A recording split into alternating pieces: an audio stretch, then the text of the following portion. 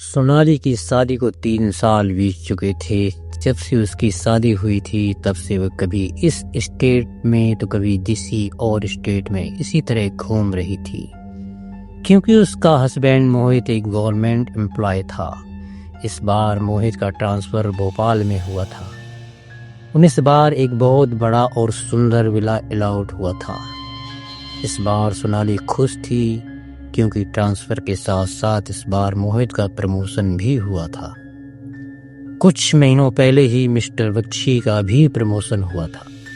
Mister Bakshi मोहित के बहुत अच्छी दोस्त थे और उनकी पत्नी के साथ सोनाली की खूब जमती थी, तो इसलिए वे भी बहुत खुश थी। पहली बार गवर्नमेंट ने तुम्हारा ट्रांसफर किसी अच्छी जगह पर किया है। तुम्हारे ऑफिस जाने के बाद मैं मिसेस बख्शी के पास जाऊंगी। घर सेट हो जाएगा तो हम उन्हें इनवाइट करेंगे। ओके, मैं भी बस अभी ऑफिस के लिए निकल ही रहा हूँ। अगर तुम्हें भी चलना है तो चलो, थोड़ी कंपनी भी दे दूंगा। ओके, तुम रुको, मैं पर्स लेकर आती हूँ। सोनाली अंदर से अपना पर्स लेकर आई और मोहित के साथ निकल गई। मिसेज बख्शी का विला उनके विला के पास ही था। सोनाली मिसेज बख्शी के घर गई तो उन्होंने उसका बहुत अच्छा वेलकम किया। अच्छा हुआ सोनाली कि मोहित का ट्रांसफर यहाँ हो गया, वरना मैं तो यहाँ बोर हो गई थी। वैसे तुम्हारा विला नंबर कौन सा है? विला नंबर 17 है। एक बार घर सेट हो जाए तो आप आना। तुमने कहा विला नंबर 17? क्या तुम मेरे साथ मजाक कर रही हो? क्या मतलब? मैं कुछ समझी नहीं। तुम तो ऐसे कह रही हो जैसे तुम्हें उस विला के बारे में कुछ पता ही नहीं है। प्लीज गोलमोल बातें मत घुमाओ, डर लगना शुरू हो गया है। तुमने कहा विला नंबर 17? क्या तुम मेरे साथ मजाक कर रही हो? विला नंबर 17 में बैनर्जी फैमिली रहती थी। एक दिन वो अपने किसी फैमिली फ्रेंड के फंक्शन में गए और जब वापस आए तो उनकी बड़ी बहू की मौत हो चुकी थी। उसने खुद ही अपनी जान ले ली थी और उनके पूरे घर में काले जादू का सामान था। उनका कहना था कि उनकी बड़ी बहू अक्सर ही ये सब चीजें करती रहती थी और इसी वजह से उसका हस्बैंड उसे छोड़ना भी चाहता था, लेकिन उसकी मौत के बाद उसकी फैमिली ने उस विला को छोड़ दिया। पर उसके बाद जो भी फैमिली वहां पर रहने के लिए आई वो ज्यादा दिन तक उस विला में रह नहीं पाई। क्या? देखो आप, मुझे डराओ मत। मुझे तो वैसे भी इन चीजों से बहुत डर लगता है। मैं तुम्हें डरा नहीं रही हूँ। सब कहते हैं कि वो विला हॉन्टेड है, लेकिन एक बात अजीब है कि वहाँ पर सबको एक बच्चे की आत्मा दिखाई देती है। अब वो बच्चा कौन है ये कोई नहीं जानता। किसी ने भी वहाँ पर मिसेस बैनर्जी की स्पिरिट को कभी नहीं देखा। बस दिखता है तो सिर्फ एक बच्चा। लेकिन मैं तो तुम्हें कहूंगी कि एक रिक्वेस्ट डाल दो कि तुम्हारा विला नंबर चेंज कर दे। रिस्क मत लो। मिसेज बख्शी की ये बात सुनकर सोनाली बहुत डर गई और वो थोड़ी देर बाद घर आकर बैठी तो उसके दिमाग में पूरा दिन वही बात चलती रही। वो पूरा दिन कोई काम भी नहीं कर पाई। शाम को जब मोहित ऑफिस से घर आया तो घर की हालत देखकर उसे लगा कि उसकी तबीयत खराब है। अरे क्या हो गया है तुम्हें? तुम्हारी तबीयत खराब है क्या? घर को जैसा छोड़ के गया था बिल्कुल वैसा ही पड़ा है। मोहित, आज जब मैं मिसेस बख्शी के पास गई तो उन्होंने बताया कि ये घर हॉन्टेड है।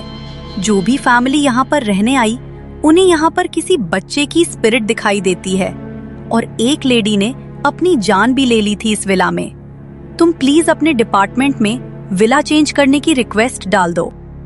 अरे यार, तुम भी ना कैसी कैसी बातों में आ जाती हो। ऐसा कुछ भी नहीं है यहाँ पर, और अगर होता तो वो विला हमें मिलता ही नहीं। और वैसे भी अभी अभी मेरा प्रमोशन हुआ है तो मैं भी ऐसी सब चीजें नहीं करना चाहता। तुम ज्यादा मत सोचो, बस रेस्ट करो। आज मैं खाना भी बाहर से ऑर्डर कर लेता हूँ। मोहित ने खाना ऑर्डर किया और उन दोनों ने खाना खाया। पहली रात में तो उस घर में बहुत अच्छी सी बीत गई, लेकिन असली खेल तो उसकी अगली रात में शुरू हुआ। शाम का टाइम था, लगभग 6:30 बज रहे होंगे। मोहित ने कहा था कि वो आज लेट आएंगे। उसे अपने दोस्तों के साथ कहीं जाना था।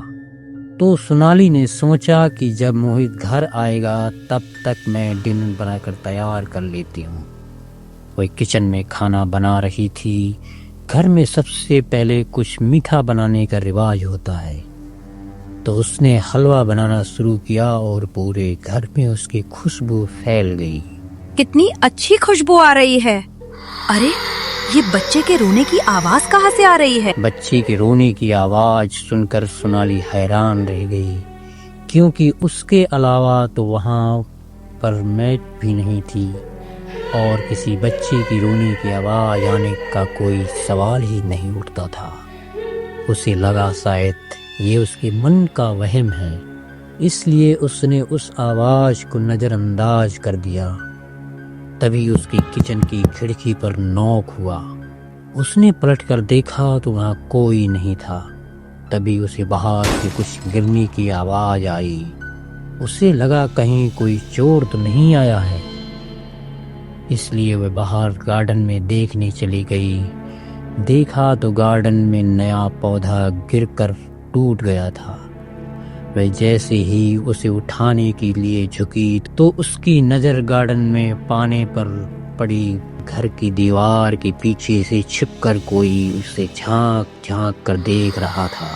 थोड़ा अंधेरा हो गया था तो चेहरा ठीक से दिखाई नहीं दे रहा था, लेकिन उसने थोड़ा ध्यान से देखा तो एक बच्चा था, लेकिन आम बच्चे जैसा नहीं। भयानक और कटा फटा चेहरा, लाल आंखें और कपड़े भी फटे हुए थे। उम्र महज 3-3.5 साल होगी। रोते हुए उसकी तरफ देखा और वहां से भाग गया। सोनाली ने हिम्मत करके आगे की तरफ जाकर देखा तो वहां पर कोई नहीं था। तभी उस मिसेज बख्शी की कही हुई बातें याद आ गई। वो जल्दी से हाँफती हुई घर के अंदर आई। वो इतनी डरी हुई थी कि तुरंत मोहित को फोन किया, लेकिन मोहित का फोन नहीं लगा। तभी उसे किचन में कुछ आवाज आई। उसने जाकर देखा तो हलवे की कढ़ाई नीचे फर्श पर गिरी हुई थी और सारा हलवा जमीन पर फैल गया था। तभी उसे फिर से वहां पर किसी बच्चे के हंसने की आवाज आई। उस आवाज को सुनकर इस बार तो बहुत बुरी तरह घबरा गई। तभी उसे किचन के फ्लोर पर छोटे बच्चे के पैरों के निशान दिखाई दिए, जो अभी अभी उसके सामने बन रहे थे। जैसे कोई बच्चा अभी कीचड़ से खेल कर आया है और उसकी किचन में दौड़ रहा है, और दौड़ते दौड़ते वो पैरों के निशान किचन से बाहर खिड़की की तरफ चले गए। ये देखकर सोनाली के रोंगटे खड़े हो गए। वो इतनी डर गई कि तुरंत ही सब कुछ छोड़कर घर के बाहर जाकर बैठ गई और मोहित के आने का इंतजार करने लगी। वो मोहित को कॉल करने लगी, लेकिन मोहित के पास कॉल भी नहीं लग रहा था। सोनाली को बार बार वहां पर किसी बच्चे के होने का आभास हो रहा था। तभी थोड़ी देर बाद मोहित घर आया तो सोनाली को घर के बाहर बैठा हुआ देखकर वह भी हैरान रह गया। अरे, या तुम इस तरह यहाँ पर घर के बाहर क्यों बैठी हो? वो अंदर कोई है? वही बच्चा जिसके बारे में मिसेस बख्शी ने बताया था। प्लीज यहाँ से चलो, हम अंदर नहीं जाएंगे। अरे यार, मुझे तो समझ में नहीं आता, तुम इतनी पढ़ी लिखी होकर भी ऐसी बातों पर कैसे भरोसा कर सकती हो? मैंने अपनी आंखों से देखा है, मुझे कोई वहम नहीं है। देखो, वैसे भी इस घर में एक लेडी ने अपनी जान दे दी थी, और पता नहीं ये बच्चा मुझे क्यों नजर आ रहा है। शायद वो नहीं चाहता कि हम इस घर में रहें। प्लीज तुम चलो यहाँ से, और अगर तुम्हें मेरी बात पर यकीन नहीं होता ना, तो किचन में आओ मेरे साथ। उसके पैरों के निशान है वहां पर, और उसने किचन में रखी हुई हलवे की कढ़ाई भी नीचे गिरा दी थी। अभी भी किचन में सब फैला हुआ है। सोनाली मोहित को खींच कर किचन में ले कर गई, लेकिन जब वह किचन में पहुंची तो ना तो वहां पर किसी बच्चे के पैरों के निशान थे और किचन भी बिल्कुल साफ था। खाना भी अपनी जगह पर रखा हुआ था, जिसे देखकर सोनाली के होश उड़ गए। ये कैसे हो गया? अभी तो सब कुछ यहाँ पर फैला हुआ था और बच्ची के पैरों के निशान भी थे। मैं बिल्कुल सच कह रही हूँ। रिलैक्स हो जाओ सोनाली, मुझे लगता है कि तुम्हारी तबीयत ठीक नहीं है। तुम ऊपर चलो और थोड़ी देर आराम करो। घर शिफ्ट करने की थकान में शायद तुम्हारे साथ ऐसा हो रहा है। मोहित सोनाली को ऊपर कमरे में ले गया और वहीं पर खाना भी लेकर आया। वो दोनों बैठकर खाना खा रहे थे। तभी खाना खाते खाते अचानक सोनाली को उल्टी जैसा मन हो गया। वह जल्दी से भागकर बाथरूम में गई और उसे खून की उल्टियां हो रही थी। तभी डर के मारे अचानक सोनाली का ध्यान वॉश बेसिन पर लगे शीशे पर पड़ा, तो उसके पीछे वही बच्चा खड़ा दिखाई दिया जो भयानक तरीके से हंसते हुए उसे ही देख रहा था। सोनाली बुरी तरह डर गई। वो शीशे में देख रही थी कि वह बच्चा उसी की ओर बढ़ रहा है और जोर जोर से चीखने लगी और डर के मारे उसने शीशे पर वहां रखी शैम्पू की बोतल दे मारी और वह शीशा टूट कर चकनाचूर हो गया। उसकी चिल्लाने और शीशा टूटने की तेज आवाज सुनकर मोहित जल्दी से वहां पर आया तो देखा कि बाथरूम के फर्श पर कांच बिखरा हुआ है और सोनाली जोर जोर से चिल्ला रही है। वह उसे पकड़कर जल्दी से बाहर लेकर आया और बेड पर लिटा दिया। वो बच्चा वहीं पर था मोहित, मैंने देखा उसे। Please stop it. पता नहीं यार मिसेस बख्शी ने तुम्हें कौन सी कहानी पढ़ा दी है। अच्छा होता जो तुम उनसे मिलने ही नहीं जाती। पता नहीं क्या क्या हो रहा है तुम्हें। मैं अभी डॉक्टर को बुलाता हूँ। मोहित ने डॉक्टर को कॉल किया और थोड़ी देर बाद ही डॉक्टर सोनाली का चेकअप करने के लिए घर पर आए। उसका चेकअप करने के बाद डॉक्टर के चेहरे पर एक मुस्कान आ गई। क्या बात है डॉक्टर, आप इस तरह मुस्कुरा क्यों रहे हैं? अरे आपकी वाइफ प्रेग्नेंट है और बहुत ही जल्दी आपके घर में खुशी आने वाली है। क्या? ओ माय गॉड, या तो आपने मुझे मेरी लाइफ की सबसे बड़ी न्यूज़ दे दी है। लेकिन क्या इसी की वजह से सोनाली को बार बार ऐसे भ्रम हो रहे थे? हाँ, प्रेगनेंसी के टाइम पर कभी कभी ऐसा हो जाता है, लेकिन आप चिंता मत करो। मैंने कुछ मेडिसिन लिख दी है। आपकी वाइफ को टाइम पर देते रहना तो उनको स्ट्रेस नहीं होगी। लेकिन वे नहीं जानते थे कि उनकी ये खुशी ज्यादा समय तक नहीं रहेगी। उस रात सोनाली दवाई खाकर सो गई, लेकिन सोते हुए उसके कानों में एक अजीब सी आवाज पड़ी, जैसे कोई उसके कान में लगातार बड़ी ही तेजी से कुछ फुसफुसा रहा हो। वो आवाज इतनी बढ़ गई कि अचानक सोनाली की नींद टूट गई। उसने सामने देखा तो कोई नहीं था, लेकिन तभी उसके कमरे में रखी अलमारी की तरफ से कुछ खट खट की आवाज आई, जैसे तो कोई लगातार अलमारी पर ठक ठक की आवाज कर रहा हो। उसने हिम्मत करके अलमारी की तरफ मुड़कर देखा तो उसके होश उड़ गए। वही बच्चा अलमारी के ऊपर बैठा हुआ अपने पैरों को हिलाता हुआ बार बार अलमारी पर मार रहा था, जिसकी आवाज पूरे कमरे में गूंज रही थी। उसे देखकर सोनाली का पूरा शरीर डर से कांप गया। तभी अलमारी पर बैठा हुआ वह बच्चा सोनाली को देखकर हंसने लगा। वो वहां से बैठा हुआ सीधा अलमारी से नीचे कूद गया और अपने शरीर को उल्टा मोड़कर हाथ पैरों के बल चलता हुआ सोनाली की तरफ बढ़ने लगा। तभी डर के मारे सोनाली जोर से चिल्लाई तो मोहित की नींद खुल गई और वो बच्चा फिर से कहीं गायब हो गया। क्या हुआ Sonali? Are you all right? वो बच्चा था मोहित। हर बार की तरह इस बार भी मोहित ने सोनाली की इस बात को इग्नोर कर दिया, लेकिन हर बढ़ते दिन के साथ उसके साथ ये हादसे और ज्यादा बढ़ने लगे। उसकी प्रेगनेंसी का ये 6वां महीना चल रहा था। शाम का समय था, हल्का हल्का अंधेरा हो रहा था।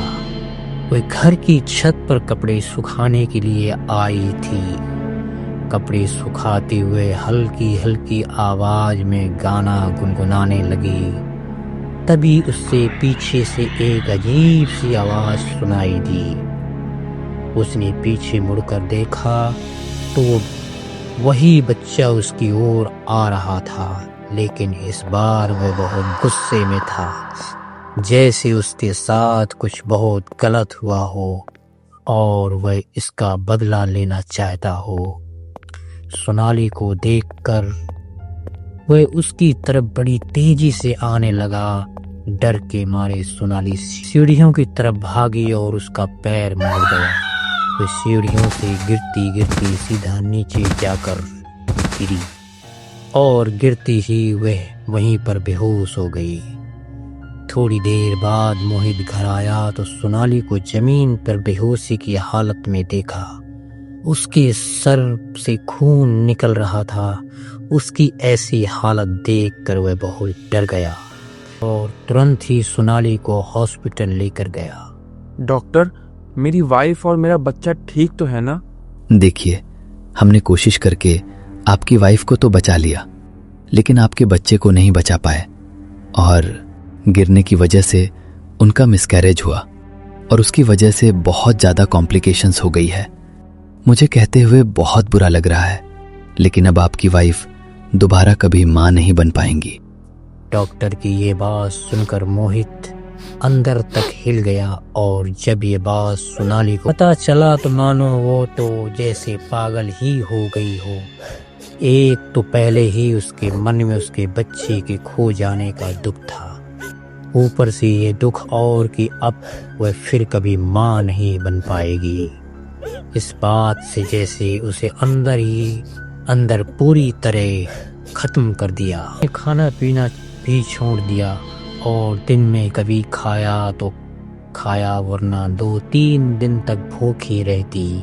मोहित से उसकी ऐसी हालत देखी नहीं जा रही थी, इसीलिए उसने डिसाइड किया कि वह गवर्नमेंट द्वारा दिया हुआ विला छोड़कर कहीं और रहेगा।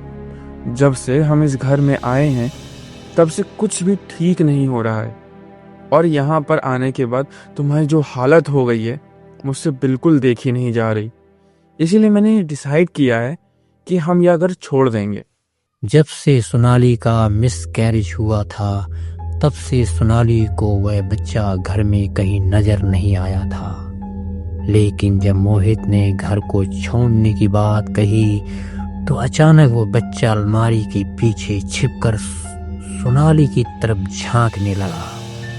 सोनाली को महसूस हुआ कि कोई उसे अलमारी के पीछे से झांक झांक कर देख रहा है। उसने उस ओर देखा तो उस बच्चे की आंखों में आंसू थे, जैसे वह नहीं चाहता था कि सोनाली इस घर को छोड़कर जाए। नहीं मोहित, इस घर को नहीं छोड़ूंगी। प्रॉब्लम्स फेस करनी पड़ती हैं, मैं ठीक हूँ। सोनाली की ये बात सुनकर उस बच्ची के चेहरे पर भी मुस्कान आ गई। सोनाली ने उसकी ओर देखा तो चेहरे पर आंसुओं के सूखे हुए निशान थे। एक और मुस्कुराहट थी। सोनाली के मन में अब सवाल उठने लगा कि आखिर जब इस घर में मौत उस लेडी की हुई तो उसे वह बच्चा क्यों दिखाई दे रहा है और वह बच्चा कौन है। अब सोनाली उसकी कहानी जानना चाहती थी। अगले दिन मोहित ऑफिस गया तो शाम के समय सोनाली गार्डन में नए पौधे लगा रही थी। तभी वह समझ गई कि वही बच्चा छुप छुप कर उसे देख रहा है। उसने मुड़कर देखा तो वही बच्चा गार्डन में लगे एक पेड़ के पीछे छिपकर उसे देख रहा था। सोनाली समझ चुकी थी कि वह उसे बताना चाहता है कि मैं यहाँ पर हूँ। सोनाली को डर तो बहुत लग रहा था, लेकिन उसने हिम्मत की। मैं जानती हूँ कि तुम्हें पता है कि मैं तुम्हें देख सकती हूँ और मुझे ये भी पता है कि तुम मुझसे बात करना चाहते हो। सोनाली को लगा कि उसके ऐसा बोलने पर वह उसके पास आएगा, लेकिन तभी वह कहीं गायब हो गया और सोनाली को कुछ समझ नहीं आया। तभी कुछ दिन बाद वह अपने गार्डन में बैठकर अपनी शान की कॉफी एंजॉय कर रही थी और उसके सामने कुछ स्नैक्स और मिठाई रखी थी। तभी फिर से वह बच्चा दिखाई दिया और वह खाने की तरफ देख रहा था। तुम्हें ये खाना है? बच्चे ने हाँ में गर्दन हिलाई तो सोनाली ने प्लेट उसकी तरफ बढ़ा दी। तभी प्लेट में एक लड्डू अचानक कम हो गया। मैं जानती हूँ कि तुम मुझसे बात करना चाहते हो। मैं जानती हूँ कि तुम बहुत परेशान हो। मैं जानना चाहती हूँ कि तुम कौन हो और तुम्हारे साथ क्या हुआ था। सोनाली की ये बात सुनकर उस बच्चे की आंखों में आंसू आ गए। उस सोनाली की तरफ बढ़ा और उसने उठकर सोनाली के माथे पर अपना हाथ रखा। तभी सोनाली को कुछ ऐसा पता चला जैसे जानकर उसकी रूह कांप गई। दोस्तों, हम अपने चैनल पर बहुत मेहनत से वीडियो बना रहे हैं। हमें आपकी सपोर्ट की बहुत ज़रूरत है। आप लाइक करके और एक छोटा सा ही सही पर कमेंट करके तभी हमारी वीडियो को प्यार मिलेगा और यूट्यूब की तरफ से रीच मिलेगी। तो कृपया करके एक लाइक और एक छोटा सा ही सही पर कमेंट कर दीजिए। धन्यवाद। दोस्तों, हम अपने चैनल पर बहुत मेहनत से वीडियो बना रहे हैं। हमें आपकी सपोर्ट की बहुत ज़रूरत है। आप लाइक करके और एक छोटा सा ही सही पर कमेंट करके तभी हमारी वीडियो को प्यार मिलेगा और यूट्यूब की तरफ से रीच मिलेगी। तो कृपया करके एक लाइक और एक छोटा सा ही सही पर कमेंट कर दीजिए। धन्यवाद। दोस्तों, यूँ तो बारिश का महीना बहुत खास होता है और आज की बारिश और दिनों से कुछ अलग थी। अक्षय एक 28 साल का नौजवान अपने घर पर बैठकर लैपटॉप में काम कर रहा था। मौसम बाहर से बहुत खराब था, इसलिए अक्षय घर पर ही बैठकर अपने ऑफिस का काम कर रहा था।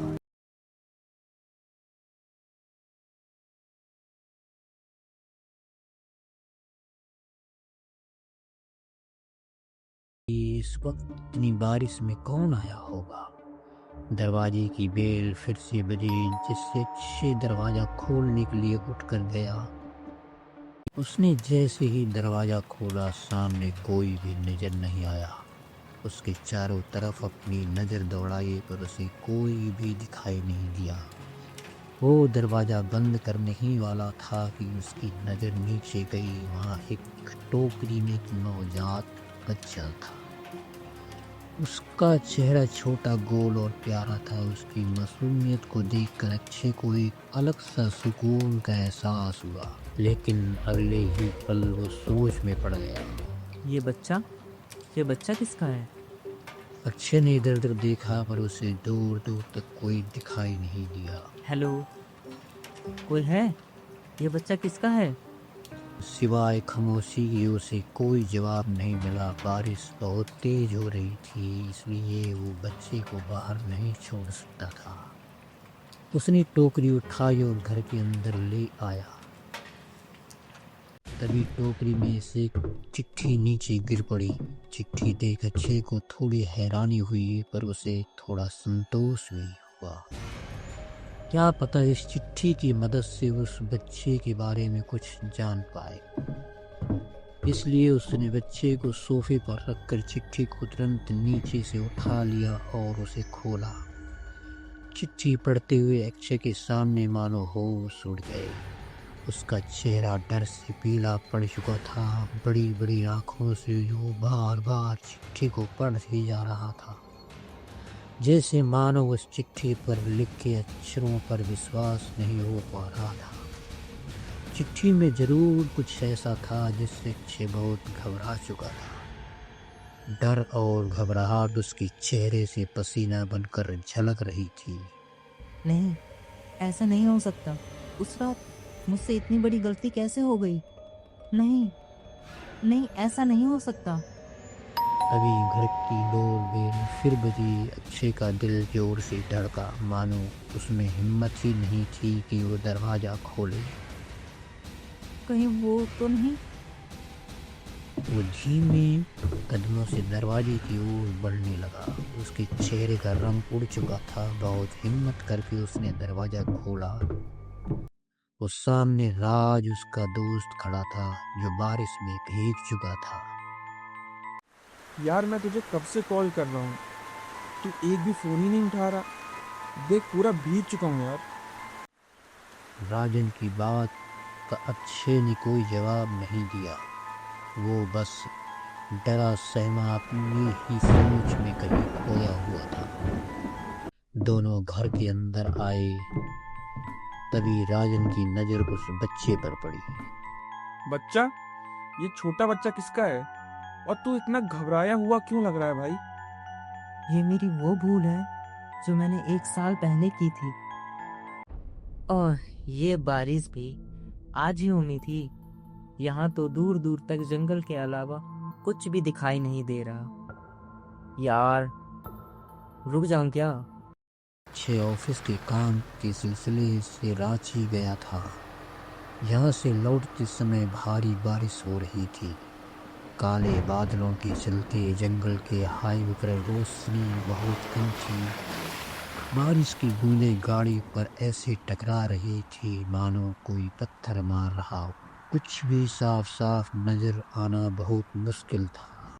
अभी अचानक कुछ गाड़ी के सामने आया और बारिश की बूंद के चलते अक्षय को दिखाई नहीं दिया। उसने ब्रेक मारने की कोशिश की लेकिन तब तक गाड़ी टकरा चुकी थी। गाड़ी का शीशा खून से सन गया। वो डरते हुए गाड़ी से बाहर उतरा। सामने सड़क पर काली साड़ी में भीगी हुई औरत खून से लथपथ पड़ी थी। बारिश उसके चेहरे पर पड़े खून को धो रही थी। वो दर्द से कर्रा रही थी। ये देख अक्षय उस औरत के पास गया। मुझे माफ कर दीजिए। वो बारिश इतनी तेज हो रही थी कि मुझे कुछ भी दिखाई नहीं दिया। आप बिल्कुल घबराइए मत। मैं अभी आपको अस्पताल ले चलूंगा। आप बिल्कुल ठीक हो जाओगी। मेरे पास समय नहीं है तो मुझे नहीं बचा सकता। देखिए आप बिल्कुल घबराइए मत। आप ठीक हो जाओगी। मेरा घर जंगल के अंदर दक्षिण की ओर है तो मुझे वहाँ ले चल। मेरी बेटी अकेली है। उसका मेरे सिवाय दुनिया में कोई नहीं है। हम अभी आपके घर चलेंगे। आप बिल्कुल परेशान मत होइए। और तभी उस बूढ़ी औरत ने दम तोड़ दिया। ये देख अक्षय को यकीन नहीं हो रहा था। उसे बहुत दुख था कि उसकी वजह से एक औरत की जान चली गई। उसने चारों तरफ देखा पर दूर दूर तक सड़क पर कोई नजर नहीं था। सड़क बिल्कुल सुनसान और बारिश की आवाज के अलावा कुछ नहीं था।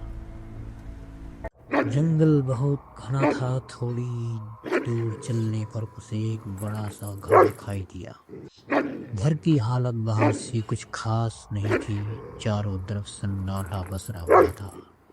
कुछ कुत्तों को घर के बाहर बांधा गया था। ये देख उसे थोड़ा अजीब लगा।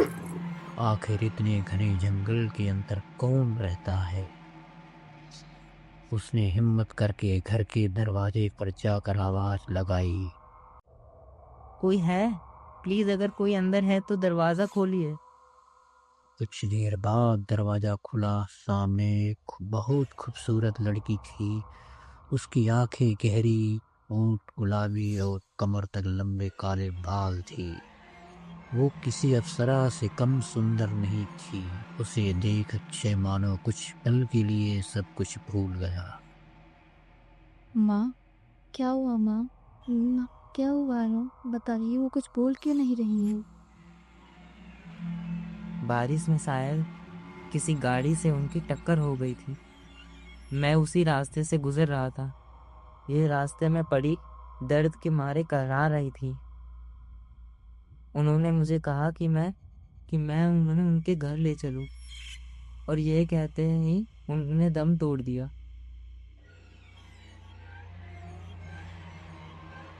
अक्षय ने झूठ बोला।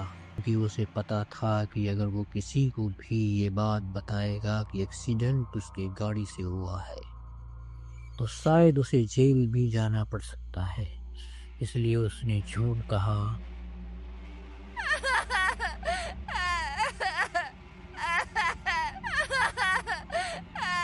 आप खुद को संभालिए, हमें उनका अंतिम संस्कार करना पड़ेगा। अगर आपका कोई रिश्तेदार है तो आप उनको खबर कर दीजिए। हम दोनों का इस दुनिया में एक दूसरे के सिवा कोई नहीं है। ये बदबू कैसी आ रही है? ये जंगल है बापू, वो कभी कभार ऐसी बदबू आती रहती है। फिलहाल मुझे मेरी माँ की लाश को दफन करना है। बारिश बहुत तेज हो रही हो, ना जाने कब तक थमे, इसलिए माँ की शव को दफन करना ही सही रहेगा। आप बस मेरी एक मदद कर दीजिए, मेरे घर के बाहर एक बड़ा सा गड्ढा खोद दीजिए।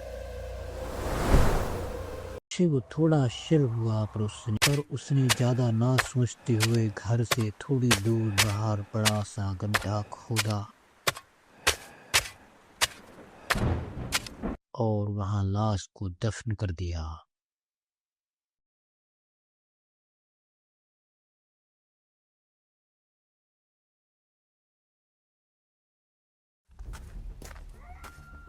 अच्छा, तो मैं चलता हूँ। रात होने वाली बाबू, रात में ये जंगल और भी ज़्यादा खतरनाक हो जाता है।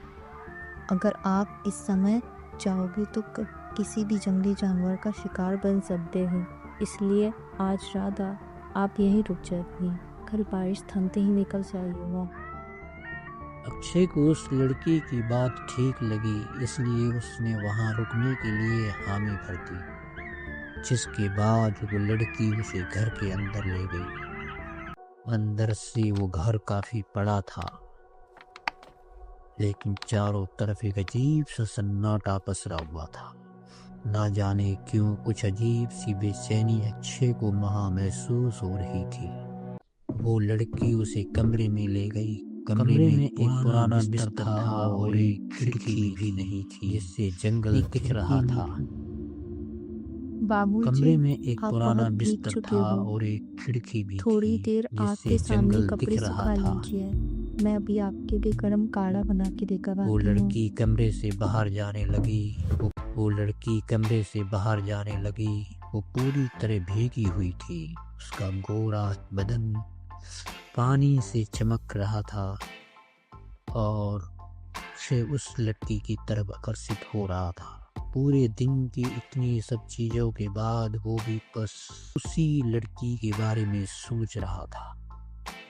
कुछ देर बाद वो लड़की अक्षय के लिए कुछ गर्म सा पेय पदार्थ लेकर आई। वो एकदम खून की तरह लाल था। ये क्या है? ये जड़ी बूटियों का काढ़ा है बाबूजी, इसे पी के आपको काफी आराम मिलेगा। रुको, मुझे ऐसे छोड़ के मत जाओ। उस रात काढ़ा पीने के बाद अक्षय अपने होश में नहीं था। ना जाने उसमें ऐसा क्या था जिससे वो उस रात लड़की के बारे में बहुत करीब चला गया। अगले दिन सुबह जब अक्षय की आंखें खुली तो मोहिनी उसके बगल में नहीं थी। उसने पिछली रात की बात याद की, जिसे सोचकर वो बहुत खुश था। उसने उठकर खिड़की के बाहर की ओर देखा। बारिश अभी भी हो रही थी, कभी हल्की तो कभी तेज। पर तभी अक्षय की नजर सामने गई, जहां मुन्नी एक मरे हुए कुत्ते को बहुत ही अजीब तरीके से घूर रही थी। उसके चेहरे पर एक डरावनी सी हंसी थी। घर के बाकी कुत्ते उसे देख जोर जोर से भौंक रहे थे। तभी उसने उस कुत्ते को सामने बने गड्ढे में डाल दिया और उसे वहीं दफन कर दिया। ये देख अक्षय को बहुत अजीब सा लगा। उसे मोहिनी पसंद तो थी, पर उसका व्यवहार कुछ अजीब सा था। वो तुरंत कमरे से निकलकर बाहर आया और मोहिनी से पूछा, और जो उसने देखा उसके होश उड़ गए। मोहिनी बहुत ही डरावने रूप में बैठी थी, कुत्ते का खून चूस रही थी उसकी लाल आंखें, लंबे दांत, खून से सने हाथ और चेहरा बहुत ज्यादा डरावना लग रहा था। उसे देख अच्छे की रूह कांप गई। वो बहुत डर गया और घर के पीछे के दरवाजे से निकलकर भागने लगा। बाहर जंगली जानवरों की आवाज से जंगल गूंज रहा था, पर अक्षय के सामने फिलहाल जंगली जानवरों का कोई असर नहीं था, बल्कि मोहिनी का डर था। अक्षय इसी तरह बहुत देर तक भागता रहा, पर उसे जंगल से निकलने का रास्ता नहीं मिला और इसी तरह वो थक कर बेहोश हो गया। बड़ी मुश्किल से उसने अपनी जान बचाई। इसके बाद वो वहां से शहर लौट गया। वो सब तो ठीक है, पर तुझे ये कैसे पता चला कि ये बच्चा मोहिनी का ही है? इस खत से, ये खत मोहिनी ने भेजा है और इसमें साफ साफ लिखा है ये बच्चा मेरा है। अगर ये बच्चा मोहिनी और तेरा है, तो यानी यह बच्चा भी पिशाच है। राजन और अक्षय का चेहरा डर से सफेद पड़ गया था। क्या सच में वो बच्चा एक पिशाच है या मोहिनी का एक नया जाल? मैं निखिल, पेशे से एक जर्नलिस्ट। आज मैं इस खंडहर हो चुकी गलियों का सच ढूंढने निकला था। ये वो रंगीन सड़कें हैं जहां कभी मौज मस्ती के नाम पर जिस्म का सौदा हुआ करता था। एक वक्त था जब यहाँ बड़ी बड़ी हस्तियों की महफिलें जमा हुआ करती थी। लोगों की हंसी, संगीत और मौज का शोर गूंजता था। लेकिन आज यहाँ सिर्फ सन्नाटा है। कहते हैं कुछ साल पहले यहाँ एक मीला नाम की खूबसूरत औरत का कोठा हुआ करता था। उसके हुस्न के दीवाने उससे मिलने के लिए दूर दूर के शहरों से इस जगह पर आते थे। लोगों का कहना था कि उसकी मुस्कान से पूरा कोठा मचल उठता था। लेकिन फिर एक रात न जाने इस जगह को किसकी नजर लग गई। पूरी बस्ती आग में झुलस कर राख हो गई। कोई नहीं जानता कि उस रात मीला और यहां रहने वाले लोग कहां गुम हो गए। मेरी तलाश जारी थी और तभी मुझे अपने सामने वही 2 मंजिला इमारत दिखाई दी जो कभी एक मशहूर कोठा हुआ करता था। मैंने बिना देरी किए अपनी टॉर्च चलाई और हिम्मत करके उस इमारत में घुस गया। अंदर का माहौल कुछ ऐसा था जैसे वक्त कहीं कहीं थम सा गया हो। चारों तरफ मकड़ी के जाले और फौज पर टूटी फूटी चीजें बिखरी पड़ी थीं, जिसमें कुछ संगीत कलाकारों की किताबें, ढोलक और एक पुराना हारमोनियम दिखाई दे रहा था। मैं धीरे धीरे सीढ़ियों से ऊपर की तरफ बढ़ने लगा। सीढ़ियों पर चलते वक्त लकड़ी की चरचर की आवाज मेरे दिल और दिमाग में एक अजीब सा खौफ पैदा कर रही थी। हैरानी की बात तो अब हुई जब ऐसी वीरान जगह पर अचानक हवा में अजीब सी इत्तर की खुशबू महकने लगी।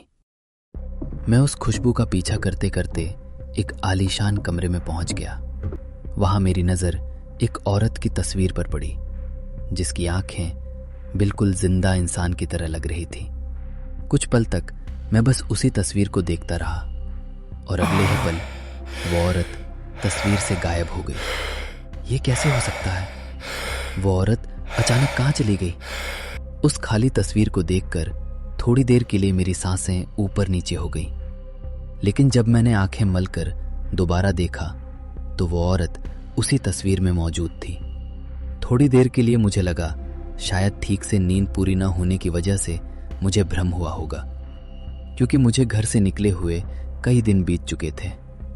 मन में ख्याल तो आया कि वापस लौट जाऊं, लेकिन जैसे ही मैं वापस जाने के लिए मुड़ा, ठीक उसी वक्त मेरे पीछे से घुंघरुओं की आवाज सुनाई देने लगी। मैंने घबराती हुई आवाज में पूछा, कौन है? कौन है यहाँ? घुंघरुओं की आवाज धीरे धीरे मेरे करीब आने लगी थी। मुझे महसूस हो रहा था जैसे कोई है जो लगातार मेरा पीछा कर रहा था। मैंने अपने कदम तेज किए और उस कोठे से बाहर निकलने का रास्ता खोजने लगा, लेकिन बाहर जाने का कोई रास्ता कहीं नजर नहीं आ रहा था। सारे दरवाजे बाहर से लॉक थे। घुंघरुओं की आवाज अब बिल्कुल मेरे पास आ चुकी थी। मैंने मुड़कर देखा तो आसपास कोई नजर नहीं आ रहा था और तभी मुझे एक औरत की मुस्कुराहट भरी आवाज सुनाई दी। कहाँ जा रहे हो निखिल? यहाँ आओ मेरे पास। जाने दो मुझे, जाने दो। उसकी खौफनाक आवाज इस अंधेरे में मेरी धड़कनों को चीरते हुए गुजर रही थी। तुम तो मेरी ही खोज में यहाँ आए थे ना, तो फिर मुझसे मिले बिना ही चले जाओगे? मैं वापस चला जाऊंगा, मुझे छोड़ दो। निखिल, यहाँ मेरे पास। इस बार आवाज बिल्कुल मेरे करीब से आई। मैंने पलटकर देखा तो वही तस्वीर वाली औरत मेरे बिल्कुल बाजू में खड़ी थी। मैं भागना चाहता था, लेकिन उसके चेहरे पर मासूमियत देखकर मैं एक पल में शांत हो गया।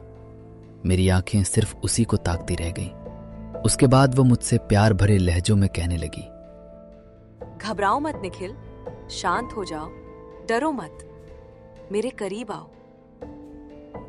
उसकी सांसों की गर्मी मेरे चेहरे को छू कर गुजर रही थी। उसने एक बार फिर प्यार भरे शब्दों में मुझसे कहा, तुम्हें ये हसीन पल हमेशा याद आएंगे निखिल। इसके बाद उसने अपने हाथ से मेरे गालों को छुआ और मुझे कस के गले लगा लिया।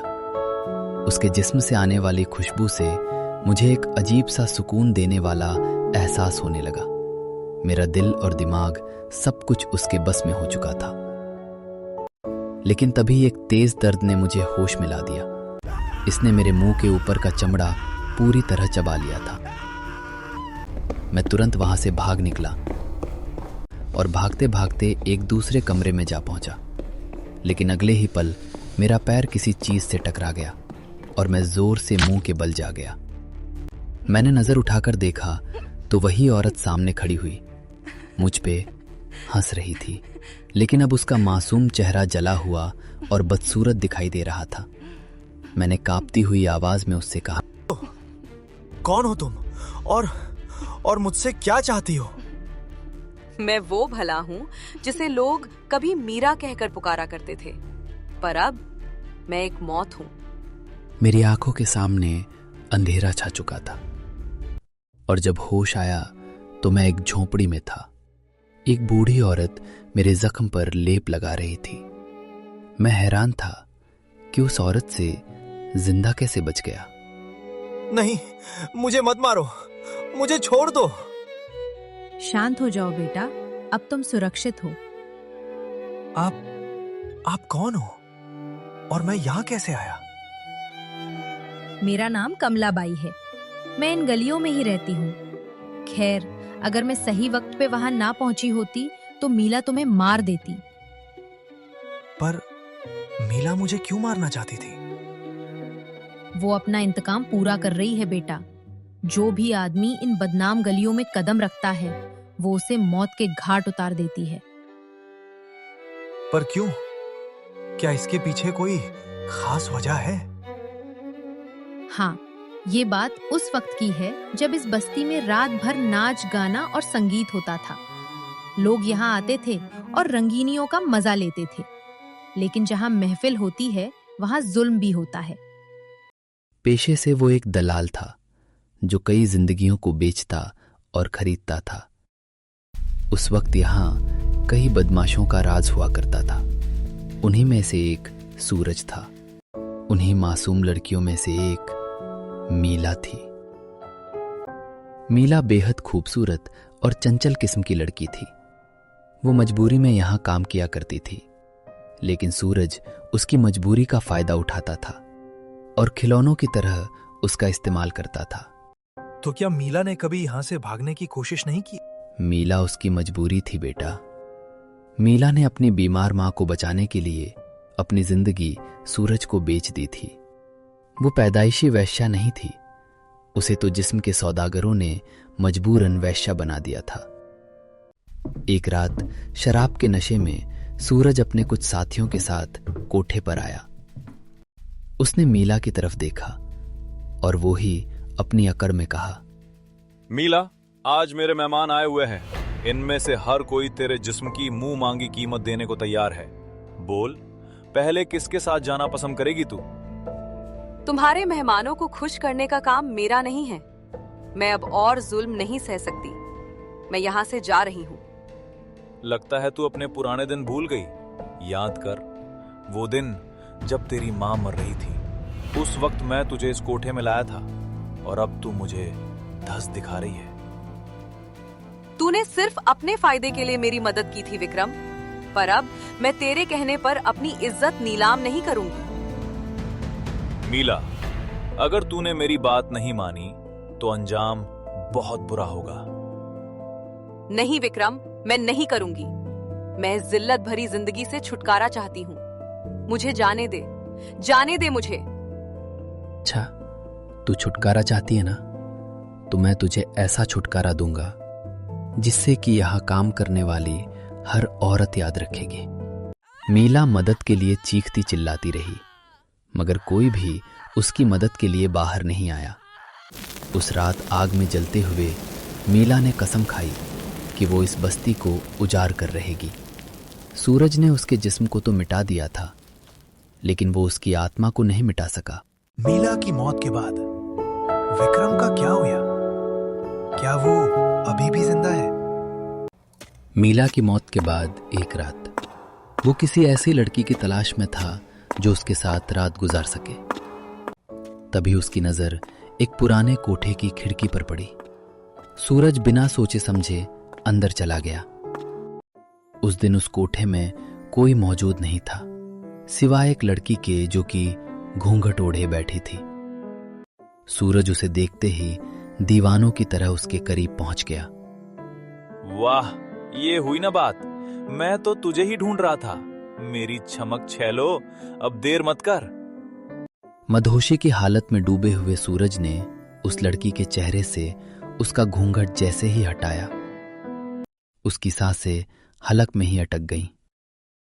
मीला, तू तो मर चुकी थी।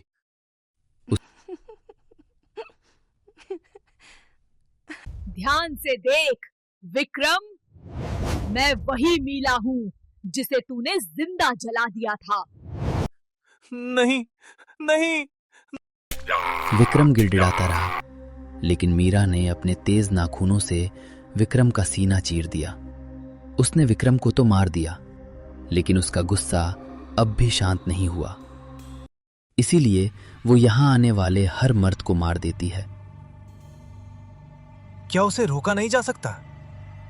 उसे रोकने का सिर्फ एक ही रास्ता है बेटा, उसकी अस्थियों का देह संस्कार करना होगा, जिससे कि उसकी आत्मा को मुक्ति मिल जाए। माँ जी, मैं मीला का देह संस्कार करूंगा और उसे मुक्ति दिलाऊंगा, लेकिन मुझे उसकी अस्थियां कहाँ मिलेगी? मीला की लाश उसी के कोठे के नीचे दफन है। लेकिन बेटा, तुम ये काम अकेले मत करना। इस विधि को पूरा करने के लिए किसी साधु या तांत्रिक की मदद लेना, वरना उसकी आत्मा और भी प्रचंड हो जाएगी। ठीक है माँ जी, मैं ध्यान रखूंगा। मैंने उस बूढ़ी औरत को दिलासा दिया और उस रात वहां से चला गया। अगली रात मैं एक सिद्ध साधु बाबा के पास पहुंचा, जहां उन्होंने मुझसे कहा, अगर मीरा की आत्मा को मुक्ति देनी है तो उस जगह पर जाकर उसका अंतिम संस्कार करना होगा जहां उसका जिस्म दफन है। इसके बाद मैं उन्हें लेकर उसी कोठे पर गया। बाबा, यही वो जगह है जहां उसकी लाश दफन है। ठीक है, हमें जल्दी यहां से मिट्टी बाहर निकालनी होगी और जैसे ही कंकाल दिख जाए तुम बाहर आ जाना।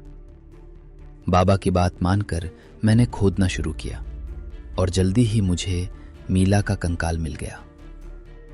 अब तुम बाहर आ जाओ और इस कंकाल पर खूब सारा तेल उड़ेल दो। इसके बाद आग लगा देना। ध्यान रहे, जब मैं मंत्र उच्चारण करूं तो तू पीछे मुड़कर मत देखना। मैं डर के बावजूद आगे बढ़ा और मैंने मशाल से उस लाश को आग लगा ली। जैसे ही कंकाल में आग लगी, बाबा ने मंत्रों का उच्चारण शुरू कर दिया। उस वक्त मैंने महसूस किया जैसे हवा में बहुत तेजी से रो रहा हो। अचानक मेरे सामने वही औरत आकर झपटी और गुस्से में बाबा पर, लेकिन जैसे ही करीब आए, साधु बाबा के मंत्रों ने उसे पीछे धकेल दिया, जिसके बाद जीव गिरता आग के शोले मीला के शरीर को छूते हुए आसमान की तरह उड़ने लगे और देखते ही देखते मीला धुआं बनकर हवा में गायब हो गई। अब उसकी आत्मा को शांति मिल चुकी है बेटा। संस्कार करने के बाद मैं उस बूढ़ी औरत से मिलना चाहता था, मगर जब मैं उसकी झोपड़ी पर पहुंचा तो मुझे पता चला कि वो बूढ़ी औरत कोई और नहीं बल्कि मीरा की ही माँ थी, जो कुछ महीने पहले ही मर चुकी थी। उस पल मुझे समझ आया कि जिस औरत ने उस रात मेरी जान बचाई थी वो खुद एक आत्मा थी, करुणा और प्यार की एक आत्मा, जो अपनी बेटी के लिए अंत तक चिंता कर रही थी।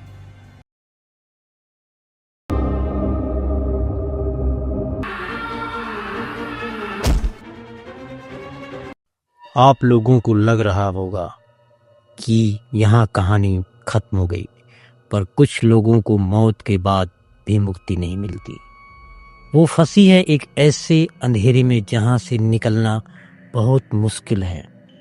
ये कहानी शुरू होती है अर्जुन से, जो एक छोटे से किराए के मकान में अपनी माँ और छोटी बहन के साथ है।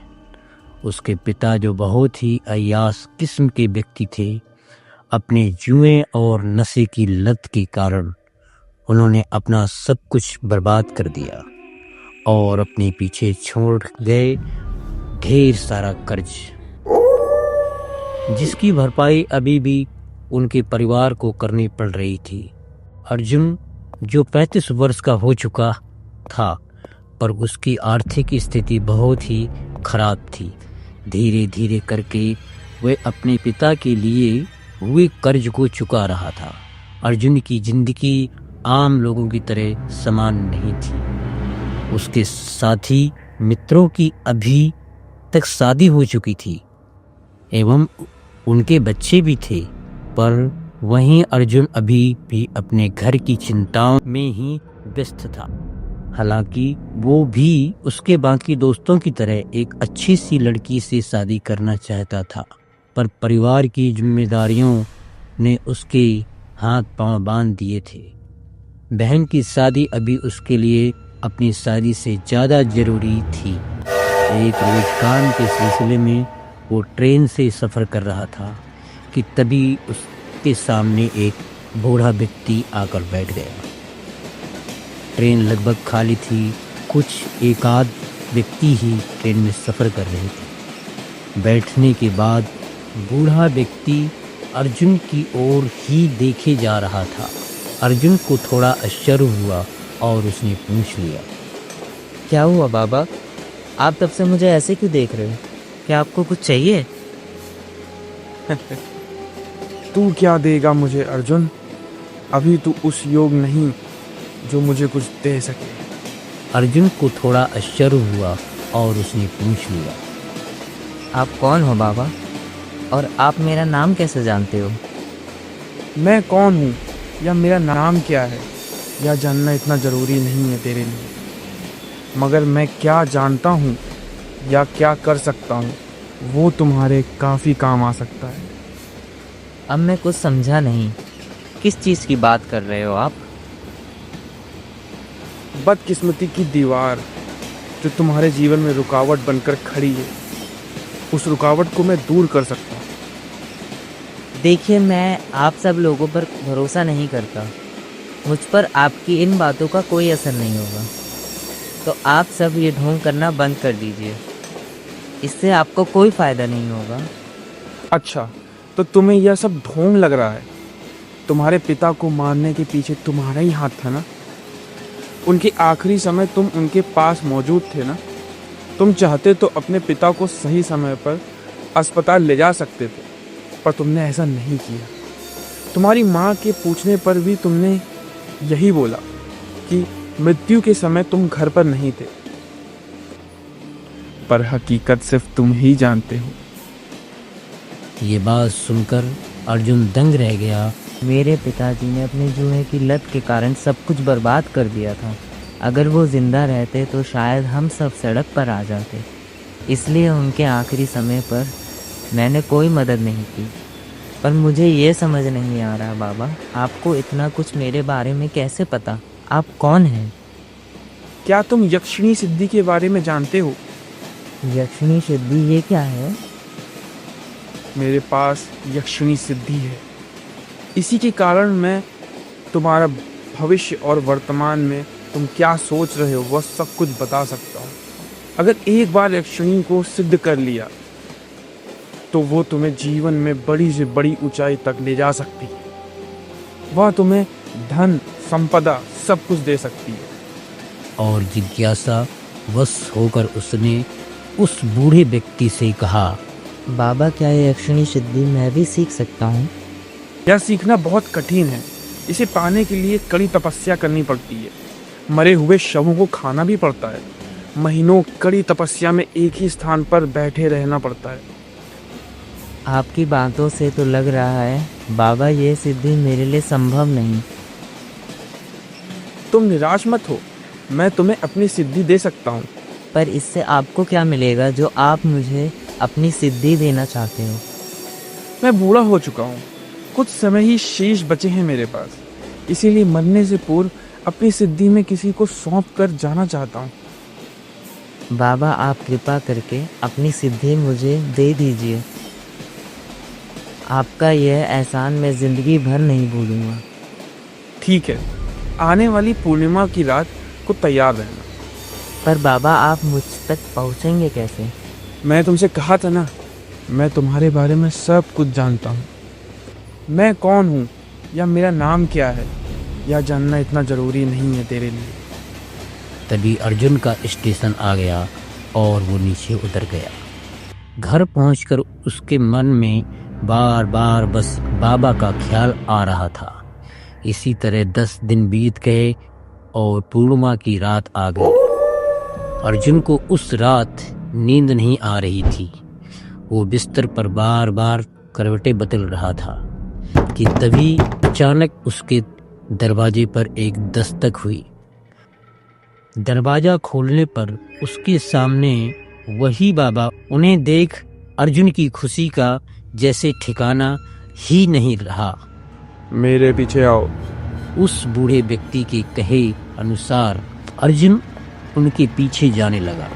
चलते चलते वो जंगल के एक बीचों बीच पहुंच गए, जहां एक पेड़ के नीचे कुछ पूजा की सामग्रियां रखी थी।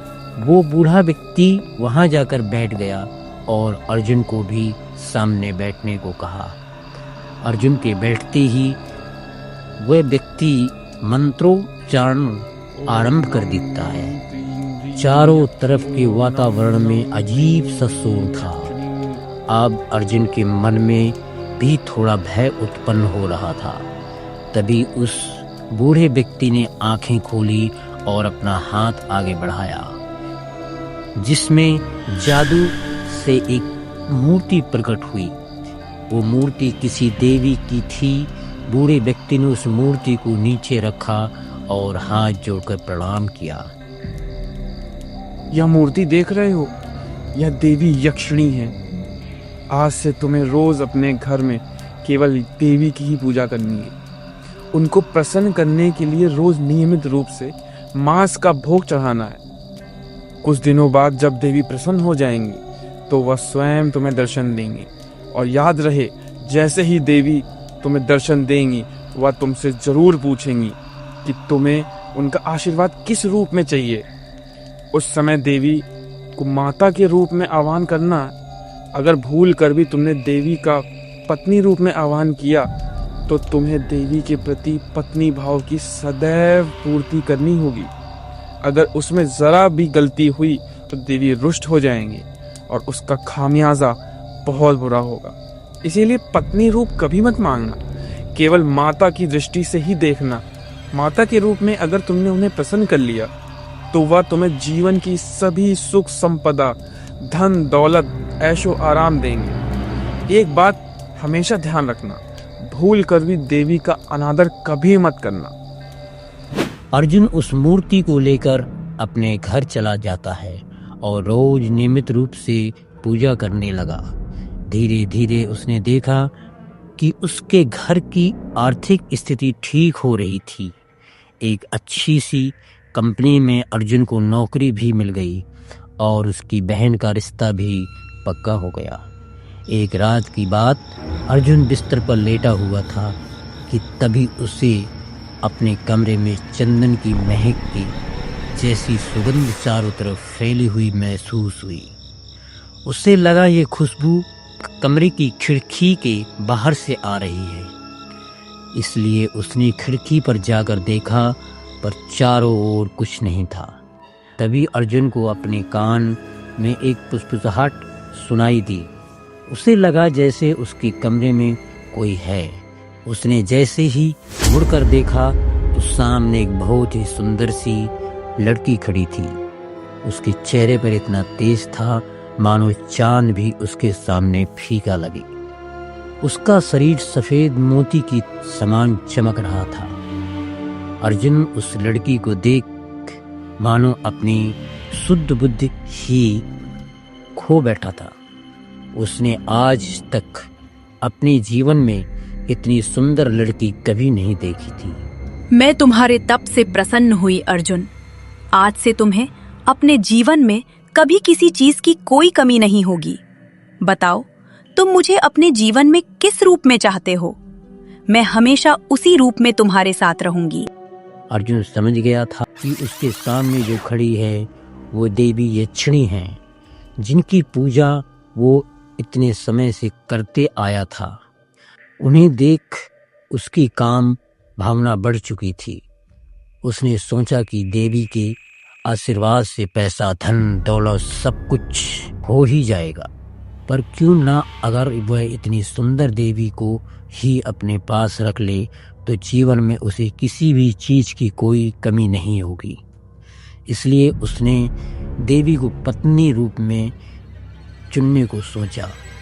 देवी, मेरी बस एक ही कामना है, मैं आपको अपनी पत्नी के रूप में चाहता हूँ। सोच लो अर्जुन, अगर मैं तुम्हारी पत्नी बनी तो तुम्हें मेरी खुशी का ध्यान रखना होगा और मेरे सिवाय जीवन में किसी और स्त्री की परछाई तक से दूर रहना होगा।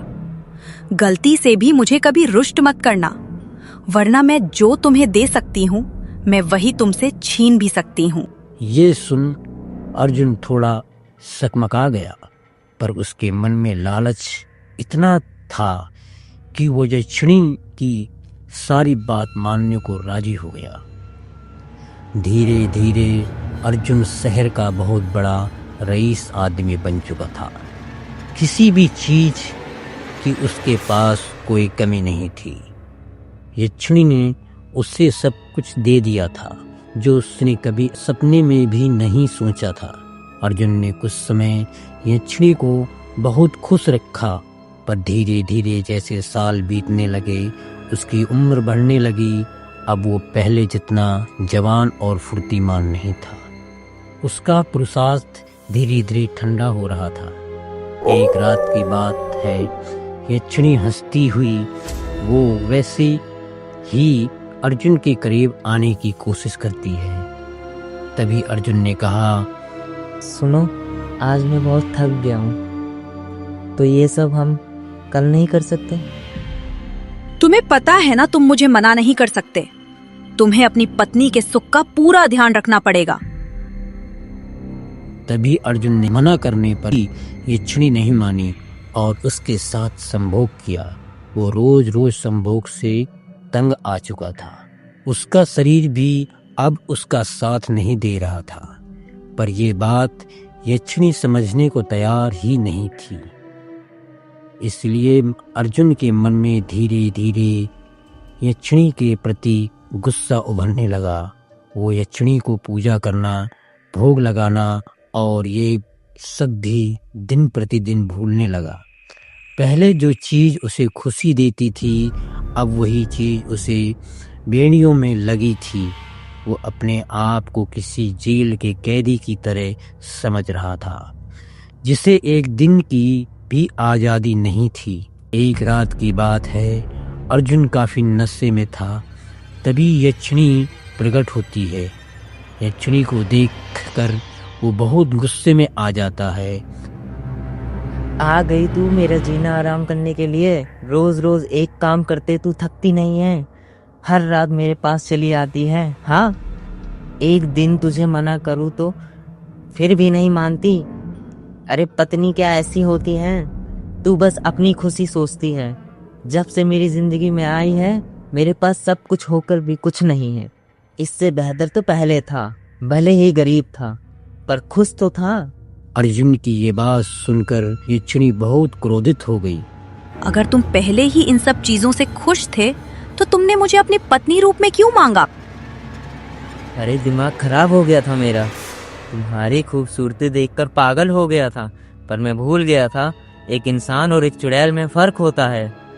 तुमने मेरा अपमान किया है, इसकी सजा तुम्हें जरूर मिलेगी। तुमने अपने लालच में अंधे होकर मेरी कामना की थी। मैंने तुम्हें सब कुछ दिया, पर तुम मुझे वो नहीं दे पाए जो मैंने तुमसे चाहा। तुमने अपनी बर्बादी को खुद निमंत्रण दिया है। तुम चाहकर भी कभी मुझसे दूर नहीं जा पाओगे, पर मेरे अपमान की कीमत तुम्हें चुकानी होगी। ऐसा कहकर यक्षिणी वहां से गायब हो गई और नशे की हालत में अर्जुन वहीं बेहोश हो गया। अगले दिन सुबह अर्जुन के फोन की घंटी बजी, जिससे वो होश में आए। सर, रात को कंपनी में आग लग चुकी है। आपका सब कुछ बर्बाद हो गया। सारे इन्वेस्टर्स अपने नुकसान की भरपाई मांग रहे हैं। आपको कैसे भी उनका पैसा चुकाना होगा। ये सुन अर्जुन के तो जैसे होश ही उड़ गए। पिछली रात के सभी दृश्य उसे याद आने लगे। उसे समझ नहीं आ रहा था कि अब वो क्या करे। वो समझ चुका था कि उसके पास कुछ नहीं बचा है। यक्षिणी ने उसे पूरा बर्बाद कर दिया। इन्वेस्टर के लोन का पैसा वो कहां से चुकाएगा? उसी की चिंता में वो दिन रात पागल होता जा रहा था और उन्हीं सबसे बचने के लिए एक रात उसने अपने छत की बालकनी से कूदकर जान दे दी। उस दिन मैंने जान तो दे दी, पर मेरी आत्मा आज भी उस घर में कैद है और वो यक्षिणी हर रोज वो दोहराती है। मैं मरने के बाद भी इस चक्कर में रोज गोल गोल घूम रहा हूँ।